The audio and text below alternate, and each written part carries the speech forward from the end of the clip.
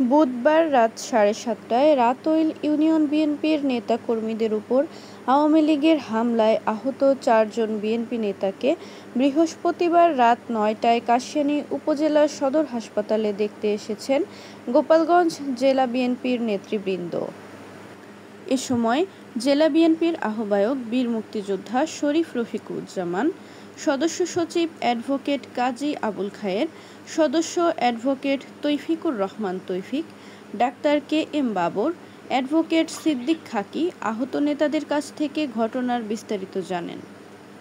এ সময় উপজেলা বিএনপির সভাপতি মোহাম্মদ গোলাম মোস্তফা, সাধারণ সম্পাদক শেখ মোহাম্মদ সেলিম, সাংগঠনিক সম্পাদক মোহাম্মদ জাহিদুর রহমান জায়দার, সহসভাপতি মোহাম্মদ শফিকুল ইসলাম, মুন্সি হাসানুজ্জামান মিল্টন, যুগ্ম সাধারণ সম্পাদক মোহাম্মদ রফিকুল ইসলাম রব্বানী, হিরো মৃধা, তথ্য ও গবেষণা বিষয়ক সম্পাদক মোহাম্মদ শহীদুল আলম মুন্না, অর্থ বিষয়ক সম্পাদক মোহাম্মদ হুমায়ুন শরীফ, যুবদলের আহ্বায়ক মুন্সি এনামুল হক শিমুল, সদস্য সচিব আরিফুল ইসলাম পাবেল সহ বিএনপি ও অঙ্গ সংগঠনের নেতৃবৃন্দ উপস্থিত ছিলেন।